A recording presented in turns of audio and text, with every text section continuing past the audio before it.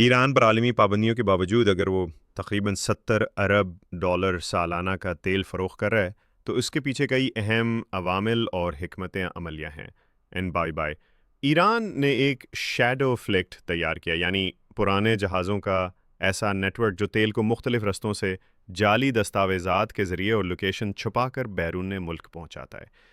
چین اور دیگر خریدار۔ چین ایران کا سب سے بڑا خریدار ہے۔ چین اکثر پابندیوں کو نظر انداز کر کے ایران سے رعایتی نرخوں پر تیل خریدتا ہے۔ کچھ اور ممالک بھی غیر سرکاری یا درمیانی کمپنیوں کے ذریعے خریداری کرتے ہیں۔ بارٹر سسٹم اور کرپٹو کرنسی۔ ایران بعض اوقات تیل کے بدلے اجناس، سونے یا دیگر اشیاء لے کر تجارت کرتا ہے۔ کچھ رپورٹس میں کرپٹو کرنسی جیسے بٹ کوائن کا استعمال بھی ذکر ہوتا ہے۔ جعلی جھنڈے اور دستاویزات۔ تیل بردار جہاز اکثر دیگر ممالک کے جھنڈوں میں سفر کرتے ہیں اور اپنا اصل مقام چھپا لیتے ہیں۔ علاقائی اتحادیوں کا تعاون۔ ایران بعض اوقات اپنے تیل کو ہمسایہ ممالک میں ریفائن کروا کر دوسرے نام سے فروخت کرتا ہے، جیسے عراق یا UAE کے راستے۔